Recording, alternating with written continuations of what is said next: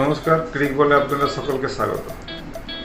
আগামী 13 সেপ্টেম্বর মোহনবাগানের সাথে মুম্বাই সিটি এফসি আইএসএলের উদ্বোধনী ম্যাচ।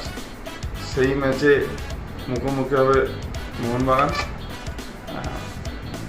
ধারে ধারে মোহনবাগান মুম্বাই সিটি এফসির থেকে একটু হয়তো এগিয়ে, কিন্তু মোহনবাগানের ভাঙাচোরা ডিফেন্স, আবার শোনা যাচ্ছে অ্যালবার্তো রড্রিগেজ এই প্রথম ম্যাচে তিনি নেই।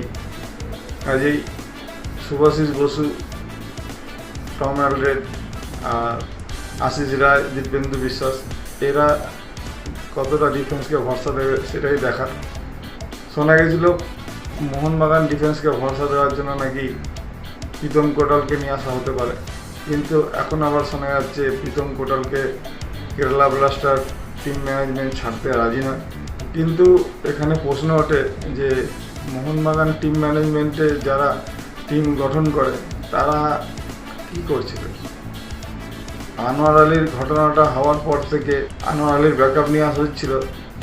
শুভাশিস বোসের ডুরান্ড ফাইনালে যা ফর্ম, একটা লেফট ব্যাকের দরকার ছিল। মোহনবাগান মাঝ মাঠে একজন ডিফেন্সিভ ব্লকার দরকার ছিল। এই তিনটে প্লেয়ার মোহনবাগানে অবশ্যই দরকার। জানি না মোহনবাগান টিম ম্যানেজমেন্ট কতটা কি ভাবনা চিন্তা করছেন, তবে যতটা ফুটবল বুদ্ধি যা খেলা থেকে বুঝি, এই তিনটে পজিশনে যদি মোহনবাগান প্লেয়ার নিয়ে আসে তাহলে মোহনবাগানকে হারানোর মতো কোনো টিম নেই। কিন্তু এই ডিফেন্স নিয়ে, এই নড়বড়া ডিফেন্স নিয়ে মোহনবাগানের পক্ষে ভালো ফলাফল করা আমার মতো সম্ভব নয়।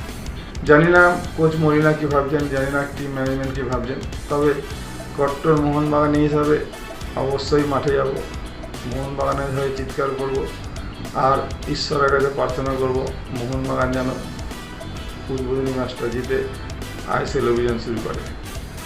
সকলে ভালো থাকবেন, আর যদি ভিডিওটা ভালো লাগে অবশ্যই লাইক শেয়ার করবেন, একটা কমেন্ট করতেও ভুলবেন না। জয় মোহনবাগান।